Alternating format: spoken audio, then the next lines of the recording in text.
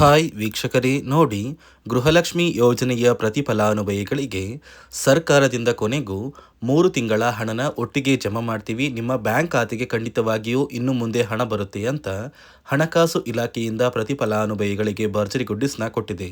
ಆದರೆ ನೀವು ನಿಮ್ಮ ಗೃಹಲಕ್ಷ್ಮಿಗೆ ವೋಟರ್ ಐ ಡಿ ಕಾರ್ಡ್ನ ಕಡ್ಡಾಯವಾಗಿ ಲಿಂಕ್ ಮಾಡಿಸ್ಬೇಕಾಗುತ್ತೆ ಮತ್ತು ಜಾತಿ ಪ್ರಮಾಣ ಪತ್ರ ಕೂಡ ಕಡ್ಡಾಯವಾಗಿ ಲಿಂಕ್ ಮಾಡಿಸ್ಬೇಕಾಗುತ್ತೆ. ಯಾಕಂದ್ರೆ ಇದೀಗ ಸರ್ಕಾರ ಪ್ರತಿ ಫಲಾನುಭವಿಗಳಿಗೆ ಗೃಹಲಕ್ಷ್ಮಿ ಹಣ ಪಡಿಬೇಕು ಅಂದ್ರೆ ನಿಮ್ಮ ಬಳಿ ವೋಟರ್ ಐ ಡಿ ಇರಬೇಕು ಮತ್ತು ಜಾತಿ ಪ್ರಮಾಣ ಪತ್ರ ಇರಬೇಕು. ನಿಮ್ಮ ಮೊಬೈಲಲ್ಲೇ ಈ 2 ದಾಖಲಾತಿಗಳನ್ನ ಗೃಹಲಕ್ಷ್ಮಿಗೆ ಲಿಂಕ್ ಮಾಡಿಸೋದಕ್ಕೆ ಸರ್ಕಾರ ಒಂದು ಅಪ್ಲಿಕೇಶನ್ ಕೊಟ್ಟಿದ್ದು, ಹೇಗೆ ಮೊಬೈಲಲ್ಲಿ ಲಿಂಕ್ ಮಾಡೋದು ಅಂತ ತಿಳಿಸ್ಕೊಡ್ತೀನಿ. ಅದೇ ರೀತಿ ಸರ್ಕಾರದಿಂದ ಕೆಲವು ಜಿಲ್ಲೆಗಳನ್ನು ಆಯ್ಕೆ ಮಾಡಿ ಒಟ್ಟು 25 ಜಿಲ್ಲೆಗಳಿಗೆ ಜುಲೈ 26ರಿಂದ ಗೃಹಲಕ್ಷ್ಮಿ ಯೋಜನೆಯ 3 ತಿಂಗಳ 6,000 ಹಣ ಜಮಾ ಮಾಡ್ತಾ ಇದ್ದು, ಯಾರಿಗೆಲ್ಲ ಹಣ ಬರುತ್ತೆ, ಯಾರಿಗೆಲ್ಲ ಹಣ ಕ್ಯಾನ್ಸಲ್ ಆಗ್ತಾ ಇದೆ ಅಂತ ನಾನು ನಿಮಗೆ ತಿಳಿಸ್ಕೊಡ್ತೀನಿ. ಅದಕ್ಕಿಂತ ಮೊದಲು ನೋಡಿ ವೀಕ್ಷಕರೇ, ನೀವು ಇನ್ನೂ ಕೂಡ ನನ್ನ ಚಾನಲ್ನ ಸಬ್ಸ್ಕ್ರೈಬ್ ಆಗದೆ ಆಗಿ ವಿಡಿಯೋ ನೋಡ್ತಾ ಇದ್ರಿ, ದಯವಿಟ್ಟು ವಿಡಿಯೋ ನೋಡ್ತಾ ಇರುವ ಪ್ರತಿಯೊಬ್ಬರು ಕೂಡ ನನ್ನ ಚಾನಲ್ನ ಸಬ್ಸ್ಕ್ರೈಬ್ ಮಾಡಿಕೊಂಡು ಪ್ರತಿಯೊಬ್ಬರು ವಿಡಿಯೋಗೆ ಒಂದು ಲೈಕ್ನ ಕೊಡಿ.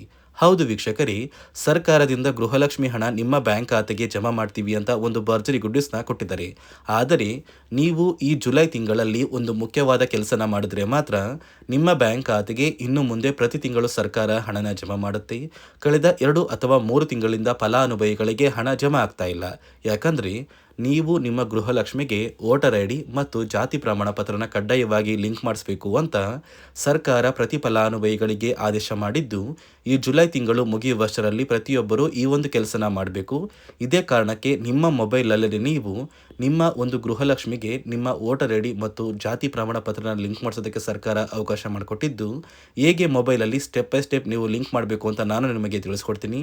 ಅದೇ ರೀತಿ ಸರ್ಕಾರದಿಂದ ಕರ್ನಾಟಕದ 25 ಜಿಲ್ಲೆಗಳನ್ನು ಆಯ್ಕೆ ಮಾಡಿ ಒಟ್ಟು ಗೃಹಲಕ್ಷ್ಮಿ ಯೋಜನೆಯ 3 ತಿಂಗಳ 6,000 ಹಣನ ಜುಲೈ 26ರಿಂದ ಜಮಾ ಮಾಡ್ತಾ ಇದ್ದು, ಯಾವ ಜಿಲ್ಲೆಗಳಿಗೆ ಹಣ ಬರುತ್ತೆ, ಯಾವ ಫಲಾನುಭವಿಗಳಿಗೆ ಹಣ ಕ್ಯಾನ್ಸಲ್ ಆಗಿದೆ ಅಂತ ನಾನು ನಿಮಗೆ ಈ ಒಂದು ವಿಡಿಯೋದಲ್ಲಿ ಸಂಪೂರ್ಣವಾಗಿ ತಿಳಿಸ್ಕೊಡ್ತೀನಿ.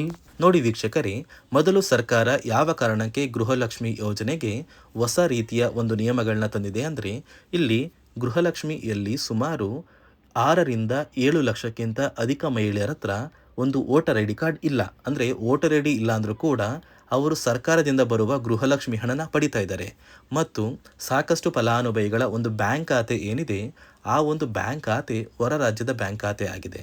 ಅಂದರೆ ಕರ್ನಾಟಕದಲ್ಲಿರುವಂತಹ ಫಲಾನುಭವಿಗಳು ಬೇರೆ ರಾಜ್ಯದಲ್ಲಿ ಹೊಂದಿರುವಂತಹ ಒಂದು ಬ್ಯಾಂಕ್ ಖಾತೆನ ಕೊಟ್ಟು ಗೃಹಲಕ್ಷ್ಮಿ ಹಣನ ಪಡಿತಾ ಇದ್ದಾರೆ. ಅದೇ ರೀತಿ ಸಾಕಷ್ಟು ರೀತಿಯ ಹೊಸ ಬದಲಾವಣೆಗಳು ಯಾವ ಕಾರಣಕ್ಕೆ ಬರ್ತಾ ಇದೆ ಅಂದರೆ, ಗೃಹಲಕ್ಷ್ಮಿ ಯೋಜನೆಯಲ್ಲಿ ಅರ್ಹವಿರುವ ಫಲಾನುಭವಿಗಳಿಗೆ ಅಂದರೆ ಕರ್ನಾಟಕದವರಾಗಿದ್ದು ಕರ್ನಾಟಕದಲ್ಲೇ ವೋಟರ್ ಐ ಡಿನ ಹೊಂದಿದ್ದು ಕರ್ನಾಟಕದ ಫಲಾನುಭವಿಗಳಾಗಿದ್ದು ಇವರ ಬ್ಯಾಂಕ್ ಖಾತೆಗೆ ಹಣ ತಲುಪಬೇಕು, ಬೇರೆ ಫಲಾನುಭವಿಗಳಿಗೆ ಯಾವುದೇ ಕಾರಣಕ್ಕೂ ಹಣ ತಲುಪಬಾರದು ಅಂತ ಸರ್ಕಾರ ನಿರ್ಧಾರ ಮಾಡಿದೆ. ಇದೇ ಕಾರಣಕ್ಕೆ ಸಾಕಷ್ಟು ಫಲಾನುಭವಿಗಳು ಗೃಹಲಕ್ಷ್ಮಿ ಯೋಜನೆಯ ಒಂದು ಅರ್ಹರ ಪಟ್ಟಿಯಿಂದ ಕ್ಯಾನ್ಸಲ್ ಆಗ್ತಾ ಇದ್ದಾರೆ. ನಿಮ್ಮ ಒಂದು ಮನೆ ಬಾಗಿಲಿಗೆ ಸರ್ಕಾರದಿಂದ ಅಧಿಕಾರಿಗಳು ಬರ್ತಾರೆ. ಸೊ ಸರ್ಕಾರ ಗೃಹಲಕ್ಷ್ಮಿ ಮರುನೋಂದಣಿಗೆ ಒಂದು ಅಪ್ಲಿಕೇಶನ್ ಕೂಡ ಕೊಟ್ಟಿದ್ದಾರೆ. ಅಂದರೆ ಮೊಬೈಲಲ್ಲೇ ಆ ಒಂದು ಅಧಿಕಾರಿಗಳು ನಿಮ್ಮ ಮನೆ ಬಾಗಿಲಿಗೆ ಬಂದು ನಿಮ್ಮ ದಾಖಲಾತಿಗಳಾದ ರೇಷನ್ ಕಾರ್ಡ್, ಆಧಾರ್ ಕಾರ್ಡ್ ಮತ್ತು ವೋಟರ್ ಐ ಡಿ ಇದೀಗ ಕಡ್ಡಾಯ ಮಾಡಿದೆ.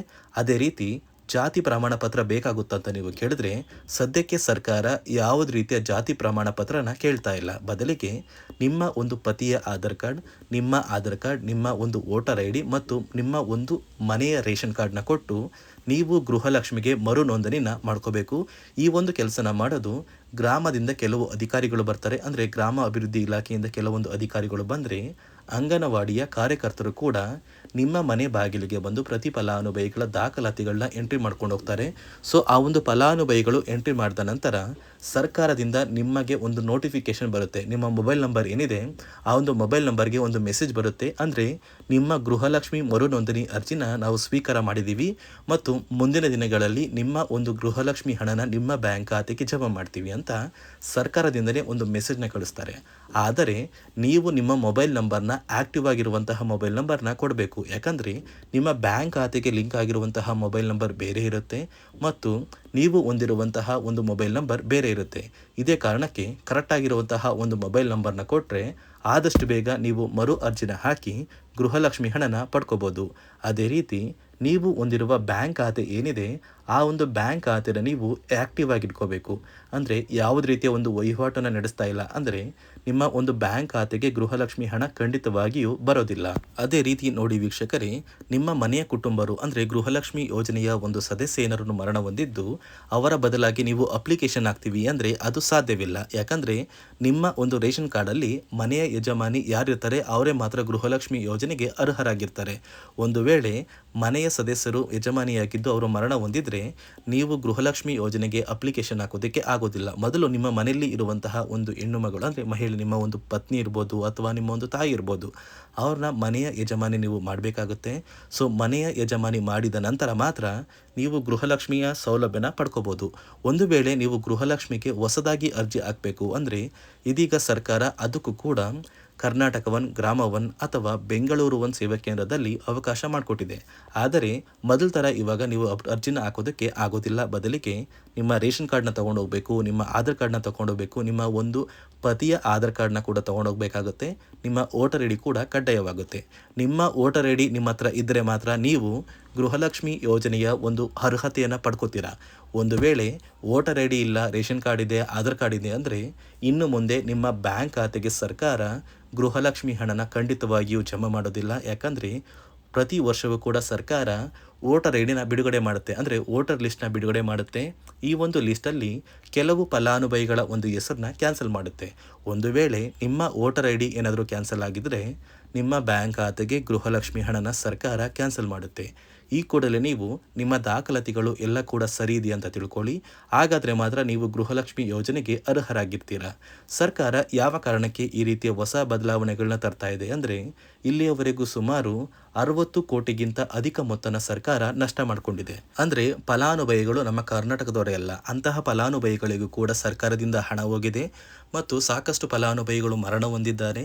ಅಂತಹ ಫಲಾನುಭವಿಗಳಿಗೂ ಕೂಡ ಹಣ ಹೋಗ್ತಾ ಇದೆ ಮತ್ತು ಫಲಾನುಭವಿಗಳು ಹೊಂದಿರುವ ಬ್ಯಾಂಕ್ ಖಾತೆ ಕೂಡ ಆ್ಯಕ್ಟಿವ್ ಇಲ್ಲ. ಅಂತಹ ಫಲಾನುಭವಿಗಳಿಗೂ ಕೂಡ ಹಣ ಹೋಗಿದೆ ಮತ್ತು ಸಾಕಷ್ಟು ಫಲಾನುಭವಿಗಳು ಏನು ಮಾಡಿದ್ದಾರೆ ಅಂದರೆ ಅವರ ಮನೆ ಕುಟುಂಬದ ಯಜಮಾನಿ ಅಂದರೆ ಹೆಡ್ ಆಫ್ ದ ಫ್ಯಾಮಿಲಿ ಇರ್ತಾರಲ್ಲ, ಸೊ ಆ ಒಂದು ಮಹಿಳೆ ಮರಣ ಹೊಂದಿರ್ತಾರೆ.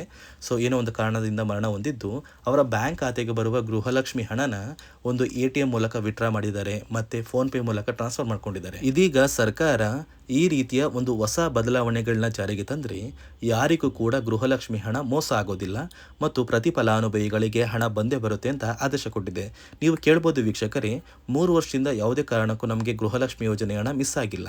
ಸೊ ಇದೀಗ ಏನಕ್ಕೆ ಸಡನ್ ಆಗಿ ಈ ಥರ ಬದಲಾವಣೆಗಳು ಬರ್ತಾ ಇದೆ ಅಂದರೆ ಸರ್ಕಾರದಿಂದ ಕೆಲವು ಅಧಿಕಾರಿಗಳು ಒಂದು ಚರ್ಚೆ ನಡೆಸಿದ್ದಾರೆ. ಒಂದು ಸಭೆಯಲ್ಲಿ ಗೃಹಲಕ್ಷ್ಮಿ ಯೋಜನೆಯ ಕುರಿತು ಒಂದು ಸಭೆ ಮಾಡಿದಾಗ ಅಲ್ಲಿ ಗೃಹಲಕ್ಷ್ಮಿ ಯೋಜನೆಯಲ್ಲಿ ಸಾಕಷ್ಟು ರೀತಿಯ ಲೋಪದೋಷಗಳು ಕಂಡು ಬಂದಿದೆ. DBT ಮೂಲಕ ನಿಮ್ಮ ಬ್ಯಾಂಕ್ ಖಾತೆಗೆ ಹಣನ ಹಾಕಬೇಕಾದ್ರೆ ಸಾಕಷ್ಟು ಫಲಾನುಭವಿಗಳಿಗೆ ಹಣ ಹೋಗ್ತಾ ಇದೆ. ಸಾಕಷ್ಟು ಫಲಾನುಭವಿಗಳಿಗೆ ಹಣ ಹೋಗಿದ್ರು ಅವರ ಬ್ಯಾಂಕ್ ಖಾತೆಗೆ ಜಮಾ ಆಗ್ತಾ ಇಲ್ಲ, ಬದಲಿಗೆ ಆ ಒಂದು ಹಣ DBTಯಲ್ಲೇ ಸ್ಟಕ್ ಆಗ್ತಾ ಇದೆ ಮತ್ತು ಸರ್ಕಾರಕ್ಕೂ ಕೂಡ ಆ ಒಂದು ಹಣ ಬರ್ತಾ ಇಲ್ಲ. ಮತ್ತು ಸರ್ಕಾರ ಹಾಕಿರುವ ಹಣ ಇನ್ನೂ ಕೂಡ ಹಾಗೇ ಇದೆ. ಸಾಕಷ್ಟು ಫಲಾನುಭವಿಗಳು ಆ ಒಂದು ಹಣನ ಯೂಸ್ ಕೂಡ ಮಾಡ್ತಾ ಇಲ್ಲ, ಅಂದರೆ ಅದು ಬ್ಯಾಂಕ್ ಖಾತೆಯಲ್ಲಿ ಹಂಗೇನೆ ಇದೆ.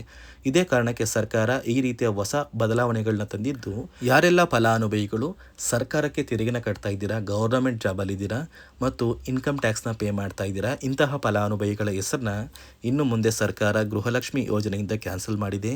ನಿಮ್ಮ ಒಂದು ರೇಷನ್ ಕಾರ್ಡ್ BPL ರೇಷನ್ ಕಾರ್ಡಿಂದ APL ಆಗಿದ್ರು ಕೂಡ ನೀವು ಗೃಹಲಕ್ಷ್ಮಿ ಯೋಜನೆಯನ್ನು ಪಡೆಯೋದಕ್ಕೆ ಅರ್ಹರಾಗಿರ್ತೀರಾ.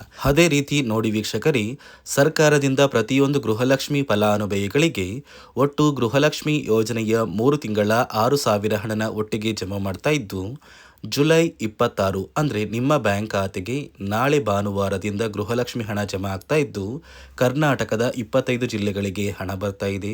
ಯಾವ ಜಿಲ್ಲೆಗಳಿಗೆ ಹಣ ಬರುತ್ತೆ ಅಂದರೆ ಬಾಗಲಕೋಟೆ, ಬೆಂಗಳೂರು ನಗರ, ಬೆಳಗಾವಿ, ಬೆಂಗಳೂರು ಗ್ರಾಮಾಂತರ, ವಿಜಯಪುರ, ರಾಮನಗರ, ಧಾರವಾಡ, ಚಿಕ್ಕಬಳ್ಳಾಪುರ, ಗದಗ, ಚಿತ್ರದುರ್ಗ, ಹಾವೇರಿ, ದಾವಣಗೆರೆ, ಉತ್ತರ ಕನ್ನಡ, ಕೋಲಾರ, ತುಮಕೂರು, ಶಿವಮೊಗ್ಗ, ಬಳ್ಳಾರಿ, ಬೀದರ್, ಕಲಬುರಗಿ, ಕೊಪ್ಪಳ, ರಾಯಚೂರು, ಚಾಮರಾಜನಗರ, ಚಿಕ್ಕಮಗಳೂರು, ದಕ್ಷಿಣ ಕನ್ನಡ, ಹಾಸನ, ಕೊಡಗು, ಮಂಡ್ಯ, ಮೈಸೂರು, ಉಡುಪಿ ಹೀಗೆ ಸರ್ಕಾರ ಒಟ್ಟು 3 ತಿಂಗಳ ಗೃಹಲಕ್ಷ್ಮಿ ಯೋಜನೆಯ 6,000 ಹಣನ ಒಟ್ಟಿಗೆ ಪ್ರತಿಯೊಂದು ಫಲಾನುಭವಿಗಳಿಗೆ ಜಮಾ ಮಾಡ್ತಾ ಇದ್ದು ನಿಮ್ಮ ಸ್ನೇಹಿತರ ಬ್ಯಾಂಕ್ ಖಾತೆಗೂ ಕೂಡ ಗೃಹಲಕ್ಷ್ಮಿ ಹಣ ಜಮಾ ಆಗುತ್ತೆ ಅಂತ ಈ ಒಂದು ವಿಡಿಯೋನ ಶೇರ್ ಮಾಡಿ ತಿಳಿಸಿ.